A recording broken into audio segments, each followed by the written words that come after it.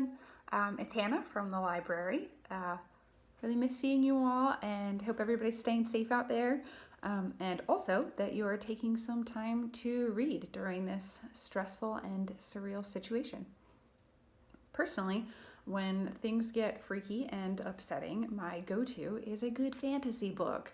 So I'm looking for escapism and magic and adventure and fun. This moment, what we're all kind of immersed in right now, just feels like a really good time for some fantasy books. So here are my recommendations. These books are all available on Overdrive and or Hoopla to LPL patrons. So if you're having any trouble accessing them, send us an email at askus@lancasterpubliclibrary.org and we will help you sort that out. So first, until the end of April, there is no wait list for the first Harry Potter on Overdrive or Hoopla. So you should go download that like right now, bump it up to the top of your reading list. And yeah, for me, Harry Potter, I think, well, certainly is now and always will be, I'm assuming, just be complete comfort reading. Now I think is a great time to do a series reread. So we have them all on Overdrive all the time, but there is usually a wait list. Now you can get them without that, so go ahead and grab it. One of my favorite books to recommend, like of all time, is The Name of the Wind by Patrick Rothfuss. Full disclosure, this series is meant to be a trilogy, but only the first two are out right now, and who knows if or when the third one will ever be released. But it's so good that even despite it being incomplete, I will still recommend it to like anyone. It's just a great, fun adventure story. Magic is great. Everything about it is good. Everybody likes it. Read it. Next, I don't have a copy of this one, but The Ocean at the End of the Lane by Neil Gaiman. Anything by Neil Gaiman, really, I would recommend, but this one in particular is my favorite.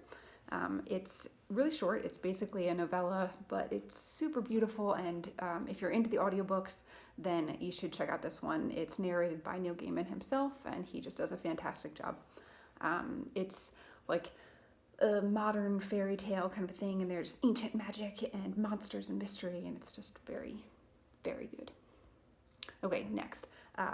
Sabriel by Garth Nix. It's the first in a series, and it's about a young girl, and she can control death and like the undead by playing magical bells that she keeps like slung about herself on a bandolier, and it's just very cool, and she has to like venture off into this wild magical world and try and find her father and bring him back to life. And she has a like friend, this like little white cat that's like kind of evil.